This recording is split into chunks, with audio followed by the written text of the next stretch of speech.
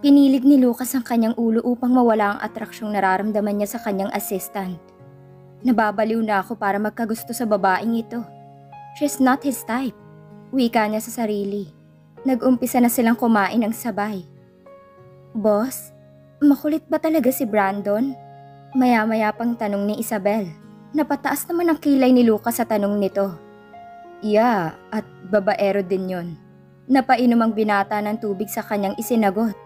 Kainis. Bakit kailangan niya sabihing babaero si Brandon? Nahihibang na nga yata ako. Mukha nga, boss.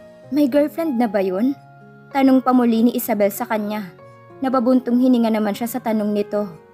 Oo, madami. Kainis. Nainis na talaga ang binata sa mga sinasagot niya sa tanong ni Isabel. Hindi na kumibo si Isabel kaya napasimangot si Lucas. Nalungkot ba ito dahil madaming girlfriend si Brandon? Kaka-break pa lang nila ng boyfriend niya, interesado na agad siya kay Brandon? Wika pa niya sa sarili. I'm done. Seryosong sabi niya sa assistant at bago tumayo na. Napatulala naman si Isabel sa sinabi ni Lucas. Hi boss, good morning. Bati ni Isabel kay Lucas pagpasok nito sa private room. Tila nagulat pa ito nang makita siya. Why so early? Nagtatakang tanong nito at naglakad papunta sa area station nito. Ayoko na pong malate, boss. Nakakapagod pala malate eh. Bulong ni Isabel ngunit narinig pa din ni Lucas ang kanyang sinabi. Mabuti naman. Seryoso siya nitong tinitigan. Sir? Napakamot na lang sa ulo si Isabel dahil narinig pala siya ng boss. Nagsimula na agad ang binatang magtrabaho. Grabe ang workaholic naman itong pogi na to. Wika ng dalaga sa sarili. Lumapit siya kay Lucas at ngumiti ng matamis. Boss? What? Napatingin naman ito sa kanya. Napakunot na si Lucas sa pagngiti ni Isabel. Kahit ang kapal-kapal ng kilay ng dalaga at 10 kilo ang blush on, idagdag pang malaking ribbon sa headband nito. She still looks cute for him. And he don't like that feeling. Boss, gusto mo ba ng dark chocolate coffee? Napasimangot si Lucas at umiling lang sa dalaga. Iniwasan niya ding titigan ito. Boss naman ang aga-aga pang sungit-sungit mo na. White chocolate coffee na lang. Pangungulit ni Isabel kay Lucas. Napabuntong hininga naman si Lucas. Alam niya kasi na hindi siya titigilan ni Isabel. Fine, chocolate coffee will do. Sinulyapan niya si Isabel ngunit gusto niyang bawiin ang tingin dahil ang tamis ng ngiti nito. Yes, boss. Sumaludo pa ito sa kanya. Tumungo na sa mini kitchen ng kanyang opisina. Hinilot ni Lucas ang kanyang noo dahil parang sumakit ang ulo niya. I think I'm crazy. Bulong ng binata sa kanyang sarili. Napabuntong hininga na lang siya at pinagpatuloy ang pagtatrabaho. Maya-maya pa bumalik na si Isabel na may dalang chocolate coffee at ipinatong sa desk niya. Enjoy your day, boss. Sumaludo uli ito. Bumalik na sa pwesto. Hindi naman maiwasang mapangiti ng lihim ni Lucas. Nang muntik pang madapa si Isabel dahil nalaglagan sa lamin nito. Humarap ito sa kanya dahil narinig nito ang mahina niyang pagtawa. Inirapan siya nito at lumakad na pabalik sa workstation nito. Napalunok naman si Lucas nang masilayan muli ang mata ni Isabel. He noticed that her eyes are cute dahil singkit ang dalaga. He cleared his throat. Ipinilig niya ang kanyang ulo at sinimulan ng magtrabaho upang mawala sa isip niya ang magandang mata ni Isabel. Later that afternoon, habang abala sa pagtatrabaho si Isabel at Lucas, may bigla na lang pumasok sa private office ng binata. Hey Lucas! Isang matangkad na babae at mukhang foreigner. Blonde ang buhok at nakakulay itim na magandang dress. Nakangiti itong naglakad palapit kay Lucas. Sino naman ito? Napataas ang kilay ni Isabel dahil napangiti din si Lucas nang makita ang babae. Marlene! Tumayo si Lucas at sinalubong nito ng yakap ang babae. Namilog naman ang mga mata ni Isabel nang magyakapan ng mga ito sa mismong harapan ng workstation niya. Bakit mo siya niyakap? Lucas? Hindi niya maintindihan ang nararamdaman niya. Parang gusto niyang sabunutan ng babaeng kayakap nito. Nataranta siya kaya nahulog ang pen case niya. Sumabog lahat ng mga ballpens niya. Gumawa ng ingay ang kanyang pen case. Naghiwalay naman sa pagyayakapan ng dalawa at nabaling ang atensyon sa kanya. Lalong nanlaki ang kanyang singkit na mata dahil napahiya siya ng sandaling yon. Sorry. Napaluhod si Isabel at isa-isang pinulot ang mga ballpens niya. Here. Napaangat ng tingin ng dalaga kay Lucas dahil tinulungan siya nitong pulutin ang mga ballpen na nahulog sa sahig at inaabot sa kanya. Biglang bumilis ang tibok ng kanyang puso. Parang nawala ang pagdadamdam niya para sa boss niya. Binasa niya ang kanyang labi dahil pakiramdam niya nanunuyo ito sa sobrang halo-halong emosyong nararamdaman niya. Who is she? Mataray na pagtatanong ng blonde na babae kay Lucas.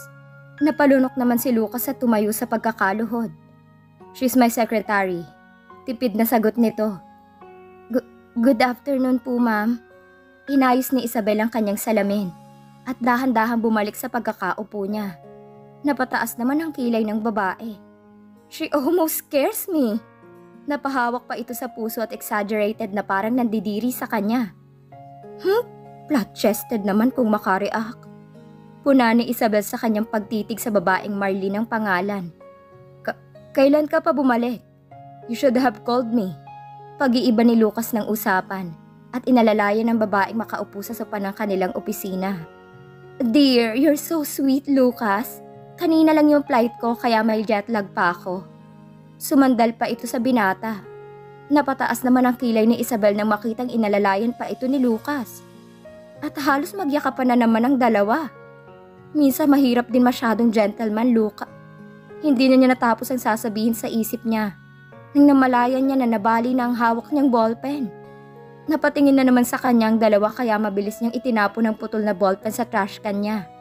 Napakamot siya sa kanyang kilay at nagmadaling humarap sa computer niya. Anyway, sana sinundo kita. Rinig pa din ni Isabel sa pag-uusap ng dalawa kahit nagbibisi-bisihan siya sa harap ng kanyang computer. I want to surprise you, Lucas. Wika ng babae sabay halik sa labi ng binata. Napatulala lang si Isabel nang masaksihan ang paghalik ni Marlene kay Lucas. Nagulat din si Lucas sa ginawa ni Marlene, kaya hindi nito napigilang mapatingin agad kay Isabel habang nakadikit ang labi ni Marlene sa labi niya. Nakita niyang nakatingin ito sa kanila ni Marlene at parang natulala ito sa kanilang dalawa. He gently pushed Marlene away dahil nakita niyang nakatingin si Isabel sa gawin nila. Guys! Isang masayang sigaw ang nagpalingon sa kanilang lahat. Brandon? Halos sabay-sabay nilang bigkas sa pangalan ng taong kakapasok lang ng private room ni Lucas. Hey Marlene! You're back! Napatingin ito sa dalawa at napalingon agad kay Isabel. Lahat sila nakatingin lang kay Brandon. Ang gwapo-gwapo nito at parang kakaligo pa lang. Hi, my baby Isabel. You miss me? Nilapitan ni Brandon si Isabel habang may hawak itong isang bouquet ng sunflower. Anong ginagawa mo dito, Brandon? Tanong ni Isabel habang nakatingin sa lalaki. Napasimangot naman si Lucas habang nakatingin sa kanilang dalawa.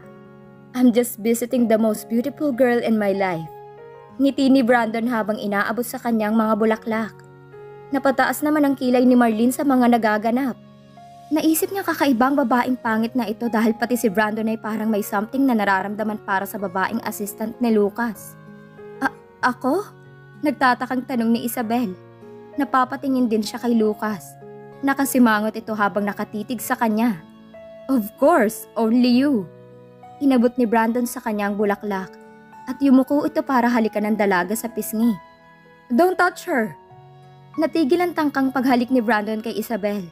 Dahil sa galit na boses ni Lucas, lahat sila napatingin sa binata dahil sa sinabi nito. Seryoso ito ng mga sandaling yon. Naiinis na napalingon si Brandon sa sinabi ni Lucas dahil hindi niya inaasahang sisigaw ang kaibigan. What's the matter?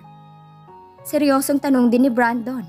Napupuno na din si Brandon kay Lucas dahil ilang beses na niya itong kinulit para ibigay sa kanyang cellphone number ni Isabel. Ngunit hindi ito nagre-reply sa kanya. Ngayon naiisip niya nagseselos ito. It's improper. Nasa loob kayo ng opisina ko. Niluwagan ni Lucas ang kanyang necktie. Hindi niya din maintindihan ng sarili kung bakit nakaramdam siya ng inis para kay Brandon. Napatulala lang si Isabel sa dalawa. Lalong-lalo na sa boss niya. Bumilis din ang tibok ng puso ng dalaga. At parang gusto niyang isiping nagseselos si Lucas. Ambisyosa. Paano naman magseselos ang boss mo? Tingnan mo nga sarili mo. Wika ng bahagi ng isip niya. Fine. Next time I'll make sure to kiss her outside. Seryosong sabi ni Brandon habang nagsusukatan sila ng tingin ni Lucas. Nagpalit-palit naman ang tingin ni Isabel kay Lucas at Brandon. Dahil ang sama ng tingin ng mga ito sa isa't isa. Seriously? Brandon, such a bad taste. Maarte na wika nito. Tinitigan pa ni Marlene si Isabel mula ulo hanggang paa. Hindi pa rin naputol ang pagtitinginan ng dalawang lalaki. Para bang nagpapataasan sila ng paraan ng pagtitig ng masama sa isa't isa. Napalunok lang si Isabel at hindi malaman ang gagawin. Hindi naman makapaniwala si Marlene sa reaksyon ng dalawa. Ay, ewan ko sa inyo. I gotta go. This place is so disgusting. Nagdabog palayo si Marlene at tuluyan na lumabas ng private room ni Lucas. Boss, nag-email na po yung Roger Cars Company. Sinubukan ni Isabel patigilin ang dalawa. Ngunit hindi pa rin kumikilos ang isa sa mga ito. Brandon, I think you should go now. Madami pa kasi kaming tatapusing trabaho ni boss. Napatingin naman agad si Brandon sa kanya. Mukhang nasaktan ito sa pagtataboy niya. Tumangulang ito tahimik na lumabas ng private room ni Lucas. Sorry po boss. Paghingi ng dalaga ng tawad kay Lucas dahil seryoso itong nakatitig sa kanya. Hindi ito kumibo. He just stared at her. Parang matutunaw naman ang puso ni Isabel sa mga titig ni Lucas. Para bang may malaki siyang kasalanan dito. Sinimangutan siya nito. Then he continued working without looking at her. Hanggang matapos na nila ang trabaho nila, hindi pa rin siya pinapansin ng binata. Iha, hindi ka pa ba tapos maglaba? Hindi pa po, tita. Sabado ngayon kaya wala silang pasok sa trabaho. Malungkot pa din si Isabel. Dahil pakiramdam niya ay galit si Lucas sa ginawa ni Brandon kahapon. Napabuntong hininga ang dalaga habang naglalaba. Kanina pa siya naglalaba pero hindi pa din siya matapos-tapos dahil napapatulala siya. First time kasi na hindi nagpaalam si Lucas sa kanya nang umuwi ito. Ang tagal mo naman anak, kakain na tayo. Mauna ka na tita. Malungkot na sagot niya sa tita Michelle niya. Teka, may problema ka ba? Nilapitan siya nito at sinalat ang kanyang noo. Wala ka namang sakit. Pero bakit matamlay ka? Nag-aalalang tanong nito. Tinatamad lang ako tita. Don't worry. Matamlay niya pa ding sagot. Sigurado ka? Opo. Napabuntong hininga siya. Hindi niya din maintindihan kung bakit affected siya. Mas affected pa nga siya ngayon kaysa nung naghiwalay sila ni Alden. Magsasalita pa sana ang tita niya nang makarinig ng tunog ng doorbell. O teka, may tao. Buksan ko lang muna yung pinto. Umalis na si Tita Michelle sa loob ng washroom nila upang buksan ang pinto. Maya-maya papatakbo itong palapit sa kanya. May pagmamadali sa kilos ng tita niya. Bilisan mo, mag-makeup ka, nasa sala si boss. Bulong nito sa kanya. Ha? Napatayo si Isabel sa inuupuan niyang bangkito. Naku po, ano ginagawa ni boss dito? Oo, dali, bilisan mo na. Hinahanap ka niya.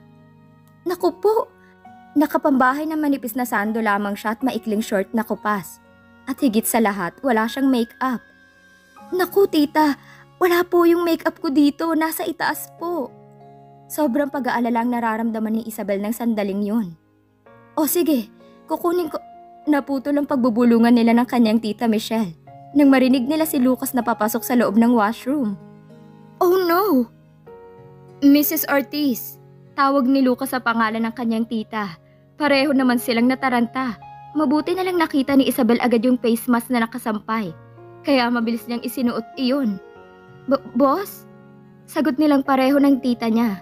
Para silang nakakita ng multo ng oras na yun. Good morning. Natigilan si Lucas pagpasok niya ng washroom. Nang maabutan si Mrs. Ortiz at Isabel na parang natataranta.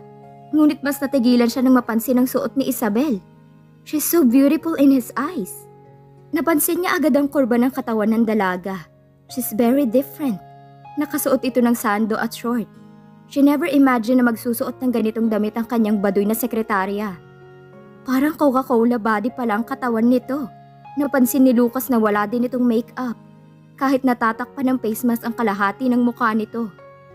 At maganda pala ang kilay ni Isabel na parang ipinaahit sa salon.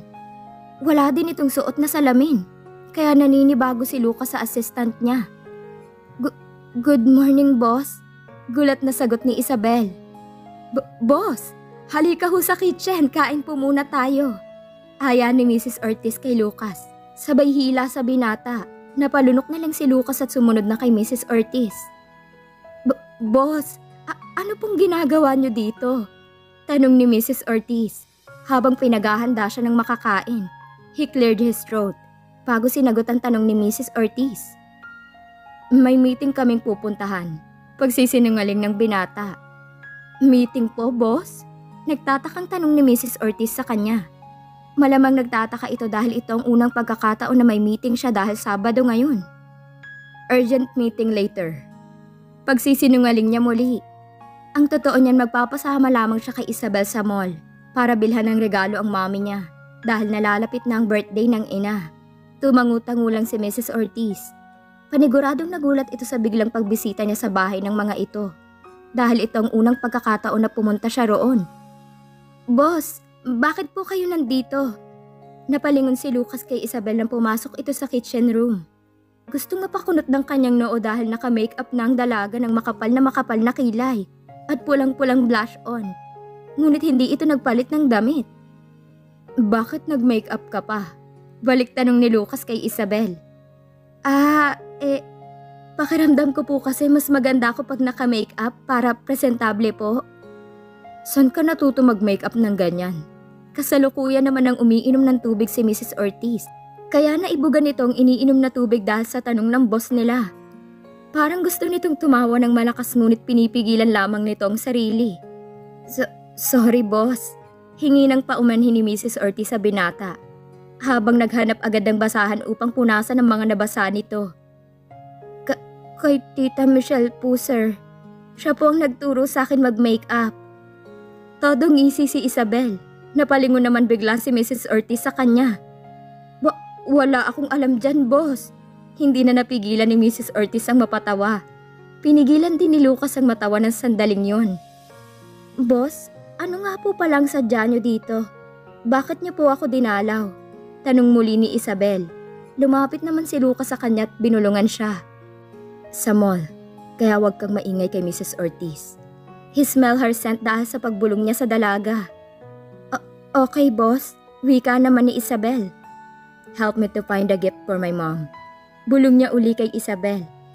Sa totoo lang na-e-enjoy niya ang pagbulong sa dalaga at ang pag-amoy sa mabangong amoy nito. Halatang halata din niya na kinilig si Isabel sa ginawa niya. Sabay silang napatingin kay Mrs. Ortiz. Kain muna kayo, mamaya na ang bulungan na yan. Napapahiya naman na naghiwalay ang dalawa. Saan nga ba hahantong ang magandang pagkakamabutihan ni na Isabel at ng boss niya?